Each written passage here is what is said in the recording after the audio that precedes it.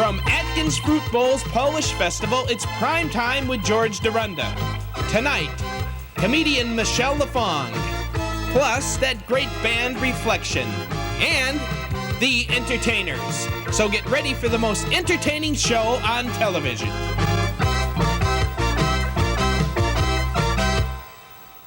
Hi, I'm George Dorunda, and welcome to Primetime. And you know, this show by law really ought to be two shows. You know, this is the kind of show you're going to be telling your grandchildren about many, many, many years from now.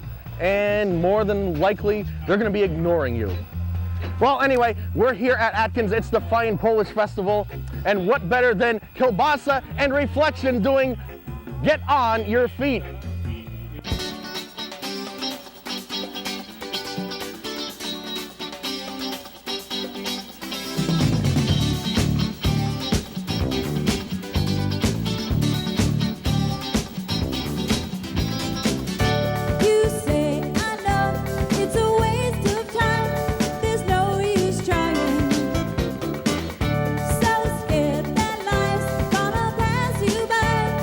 Spirit dying.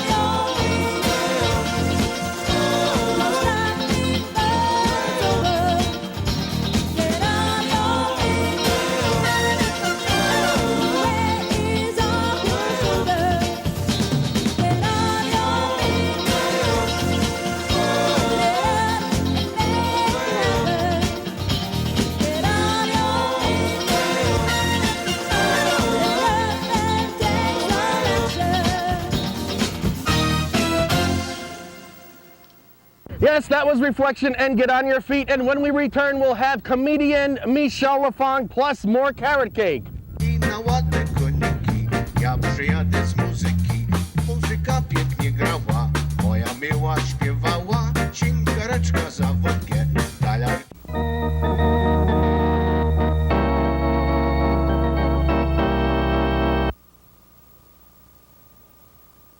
Clutter, cords, and carpet can trip you up. Take a few simple steps to make your home safer. For a free home safety checklist, call 1-800-882-2003.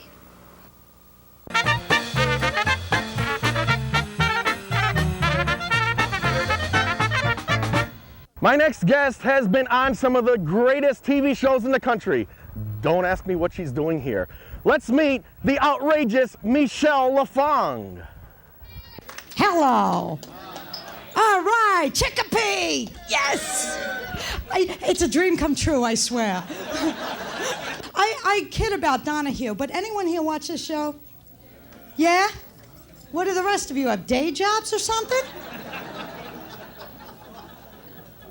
You don't know what you're missing. This is a real educational show. And I mean that seriously, because one thing I learned, they dedicated an entire hour to where they now say you can tell everything about a man by the kind of car he drives. Anyone see this?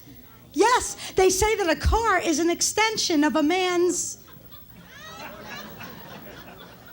goodies. Hey, this really bothers me, because my ex-boyfriend didn't even own a car. And he could have used the extension, trust me. He gave missing in action a whole new meaning. See, this is why I am now at the point where I can actually look at a man and tell you what kind of car he should be driving.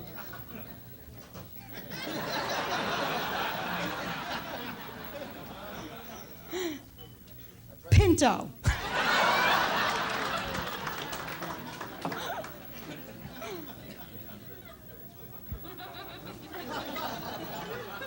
Entenmann's truck. Close, you see? Hey, it never fails. Schwinn.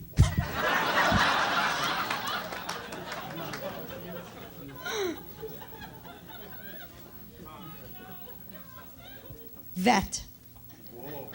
Chevette.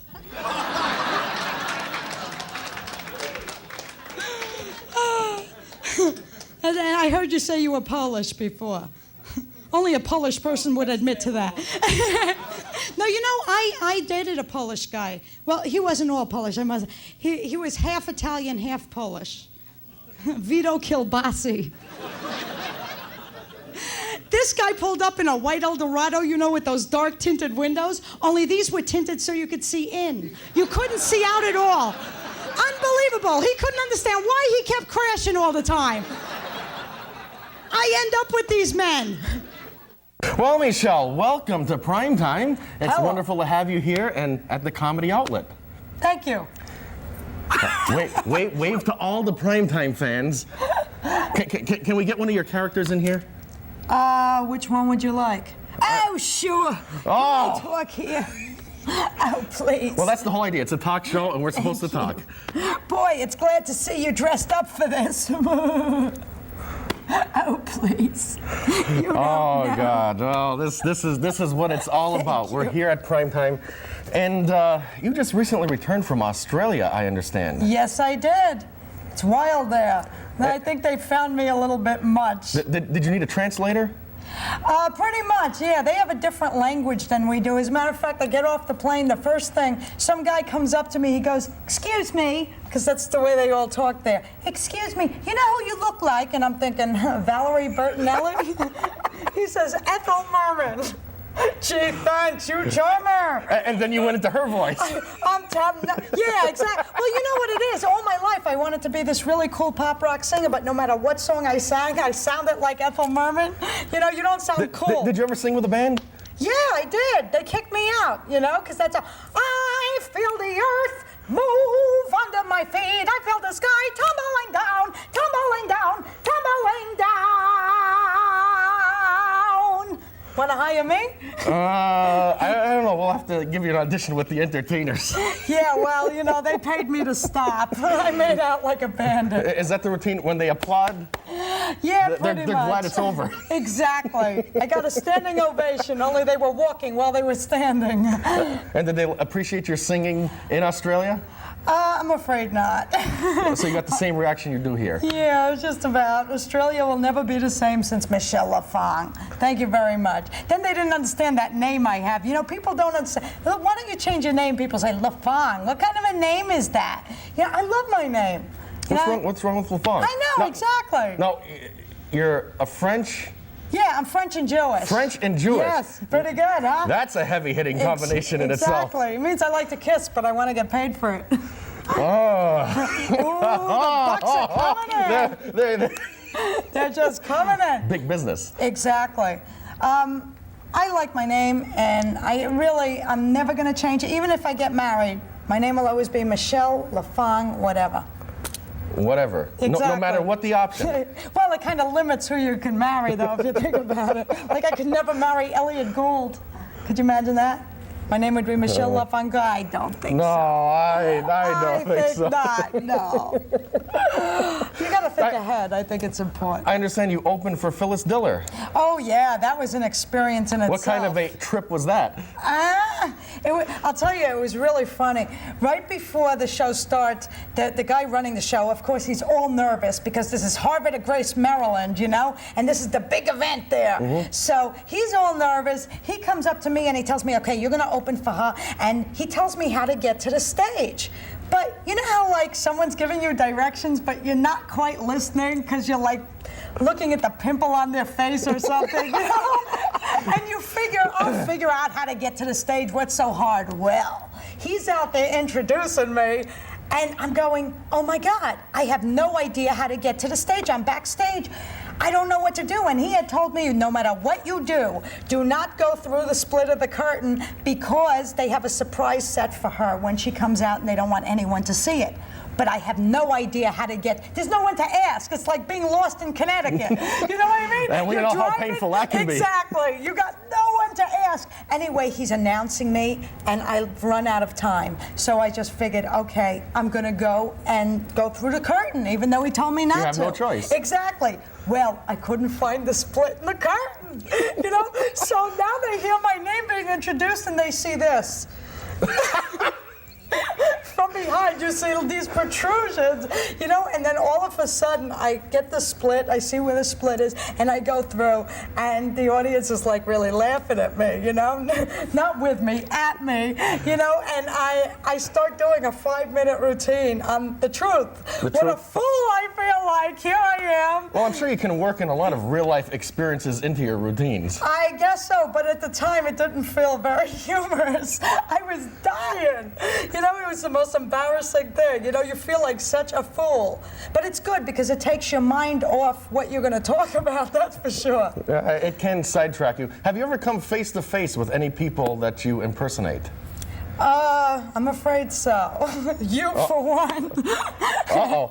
I've never heard you do me. Exactly. And you're not going to either, because I want to work again.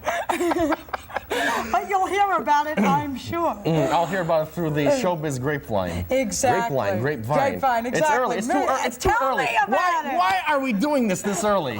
I don't know. I don't know. I can't think myself. Only that's because unusual. we're both crazy. Now, you know what I think it is? Whenever I have PMS, people schedule me at this hour. I don't know why. But it's a conspiracy. We'll leave our personal problems at home. Deal with it. Men have it so easy, I'm telling you. You think so, huh? I definitely think so. That's why it's up to us women to punish you. Am I being punished now? Not yet, but you have something to look forward to. Tonight. An optimist, I like it. I just crack you up. Absolutely, but that's your job. Yeah, well. Now, do you have any kind of a personal life? I beg your pardon. Can you be a little more blunt? I mean, you're on the road 52 weeks a year. You're traveling not only across the country, God, but am I successful. around the world. Boy, am I successful listening Is to that you. is that how you measure your success? The farther you travel away from home? No, that's how my parents measure their success. You know, the farther away she is, the better. They're happy people now. They live with peace. That Yes. you've come to Chicopee. That's it, exactly. I'm not lonely at all, actually. See, I used to have not problems, but, you know, I'm into younger men. I used to cruise public schools. It was somewhat like Why are you into younger men? Well, it's sort of like a fetal attraction, I guess. I don't know. It's just a thing with me. And I'll tell you the truth.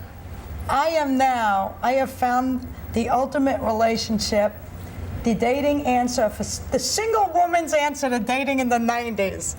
What is that? A puppet. A puppet? Yeah, his name is Paco. Can we get a little more exciting than a puppet? Oh, he's pretty excited. He You is haven't pretty seen him. exciting. He has hair on his chest. You know, less now because I got a little rough with him. Oh, a macho puppet. You got it. He's a macho, and the best part about him is when I'm sick of him, he goes back in the box. You know, but he is just like, the rapport we have is just amazing. It's like I think of something, he says it. It's just, we're on the same You're on the same wavelength, Yes, exactly. Now you got it. Now wait a minute, we're starting to repeat each other. It's getting scary. You're repeating me. That's it. And you think you're talking. That's what cracks me up. He thinks he's talking too. Uh-oh. Am I going to become part of the show? You already are. God, wise up. Wake up and smell the coffee. Only I can't sit on your knee. You got that right. Because I'm Jewish also. It's my obligation. It's the only Jewish thing I do. Oh. And I do it religiously. Is there any other way to do it? I'm afraid not. Jacoby and Myers, hello if you're out there. Help! Tell us about Las Vegas. Okay. And some of your world travels. Las Vegas. I was doing the Riviera in Las Vegas, a topless dance review. Boy, were my parents proud of me. Uh-oh. Yeah. Well, they paid me extra to keep mine on. Thank you very much. I was the only one who actually was dressed during this whole fiasco. And So you weren't dressed for the occasion? oh no! Oh God! No. So anyway, I come out and I'm supposed to host this masquerade, and it was a type of show you could not bring your parents to, you know? It was like, it opened up with, well, I don't know how to put it. I don't know. Frankly. You have a way with words. Yeah, I do, don't I? I always get in trouble, too. Let's just say it was a little obscene, okay? So, anyway, I'm doing, like, my characters and stuff like that, and I'm doing 3 shows a night, and one night, I thought it was just like any other night. I come out, and I get no response from the audience. There's 700 people in the audience, no response, and we have a full house. And I go backstage, and I'm thinking, am I on candid camera? What's the deal? You know, how is this possible? How could there be 700 people and no response? I mean, I just don't understand it. And the girls are cracking up. And they're like, what's going on? And they go, you don't know, huh? The light's in your face, you can't see. They're all Japanese. No one speaks English. And they don't know any of these characters? No, they didn't understand one thing that I said, not one thing, you know? They were like, well, take your clothes off, you know? Let's get right to the... We came to say, you know, what are you doing? We don't want to hear you speak, you know? And it just was a weird experience. And then another night, I'm doing my Bette Midler. I'm in full costume, and there I had like a wig cap on and Bette Midler wig and the whole thing. And I'm doing this long, involved piece up on stage. It's going great. And then someone from behind the curtain says, don't go off stage right, the curtain's broken, go off stage left. And I can't hear what he's saying. So I keep backing up to the curtain to hear what he's saying while I'm talking. So I break my concentration finally, and I have no idea what I'm talking about. How unusual for me. Well, you know, I have that problem too. You know, sometimes I just keep hearing that voice, and it keeps continuing and we continuing didn't and notice continuing. That, George. We and didn't. continuing. And I say, that voice sounds familiar. I say, oh, it's me. That's scary, isn't it? So anyway, here I am, totally lost. And I just said, I'm lost. You know that, I'm lost, you know. And they laughed. They thought I'm kidding. You know, and I go, no, you don't understand, you know. You're lost. Totally lost. I'm stalling, I'm trying. I've never gone completely blank in my entire life on stage like that. It's almost like being out on a ledge. And you look down for the first time and you go like, oh, I'm out on a ledge. And this night was particularly important because the owner of the hotel was there with Pia Zadora to decide whether to give me a 2 years contract or not. So, I mean, out of all nights, this was the thing. Your big night? Yeah, exactly. And it was going so good up until that point. So now, here I am, again stalling. The audience is laughing. Now they're getting a little suspicious, but they're still with me. Now, someone from behind the curtain, after doing 3 shows with me, every single night, cues my line. So I'm like, oh, and so I'm so relieved that I know my line that I lean my head forward and my wig comes flying off. And there I am, bald in front of 700 people. You know how weird that looks? And then you got the contract. No, that's not the end of it because the wig didn't just fly off. It was one of those where it just tumbles. Yeah. You know, it was a PMS day. You know, it just tumbles and tumbles. And I almost caught it, but I didn't, and it fell right in the front row. So I was like, give me back my hair, you know? And so they threw my hair back at me. And, you know, the audience now is hysterical, but they don't know if they just caught a moment or this is part of the show. So I grabbed the wig and I go, a quick impression before I go, Madonna. And because I did that, everyone was certain that this was part of the show. And when I got backstage, I'm shaking like a leaf because I'm real cool when things happen and then afterwards I'm in shock. And that's what happened. It's like, I'm like this, I just can't believe what I just went through out there. And the adrenaline is still there. And the owner of the show comes over to me and he says, you know, you got a lot of nerve. And I'm like, well, what are you talking about? He says, you wait till the owner of the hotel is here before you give your best piece. He goes, you're doing that every show from now on. I said, what are you, crazy? That was an accident. I'm never doing that again. I says, I'm too vain to be bald. You know, there's no way. A full face of makeup and a wig cap. I mean, it was bizarre. So that's my Vegas. That's your Vegas version of the act. And then the show was sold to Japan, out of all things. It was sold to Japan, and they didn't need anyone who spoke English, especially who wasn't topless, to be hosting the show. And those are the big breaks and this is how in I showbiz. end up in Chicopee. And Chicopee. This is it, yes. So, Michelle, you're telling me I remind you of Bob Costas, huh? Oh, yes.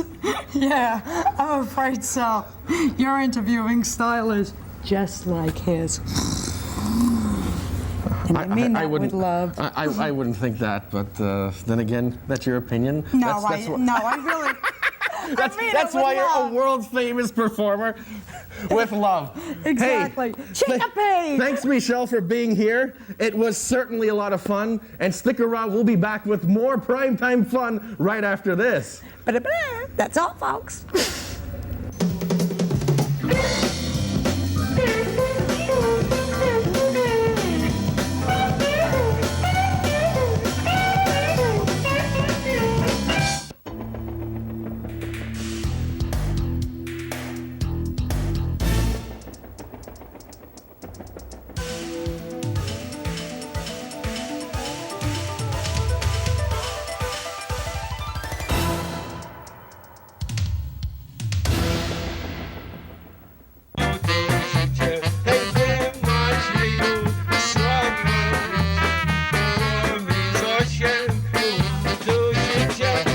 Why do people watch primetime? Well, poor reception of other channels comes to mind.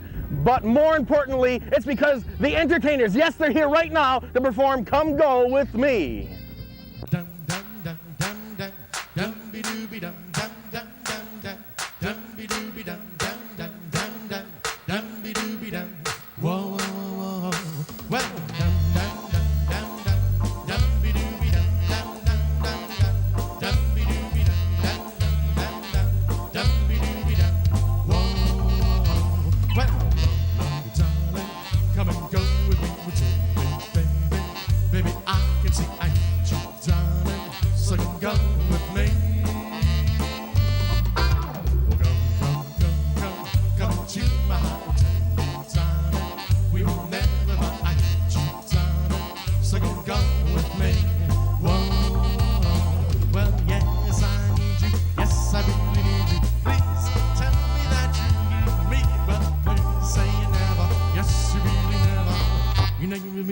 chance. Well, come into my heart, well, tell me, darling, we'll never part. I need you, darling, so come with me. Won't you?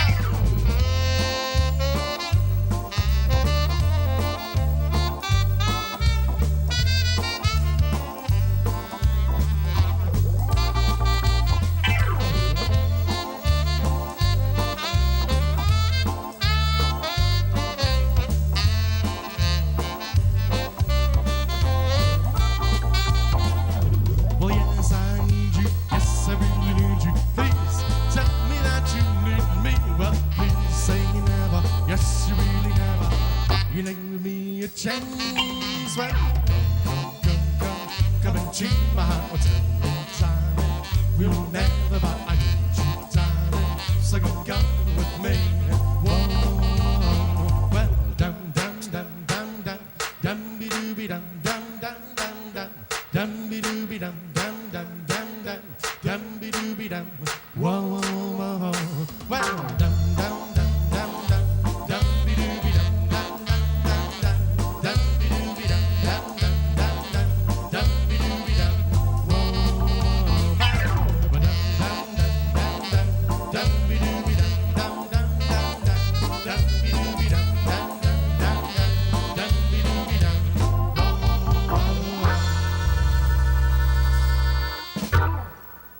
Yes, we've had too much fun here at the Atkins Polish Festival. I'm gonna keep on eating. Good night, everybody.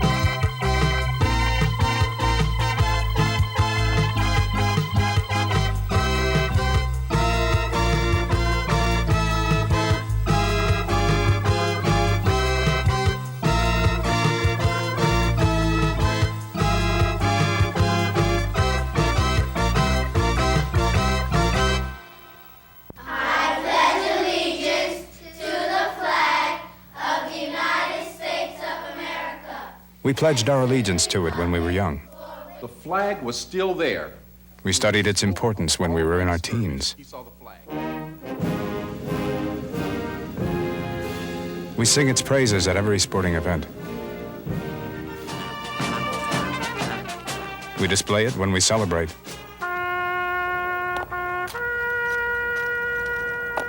Present. Lower it when we mourn.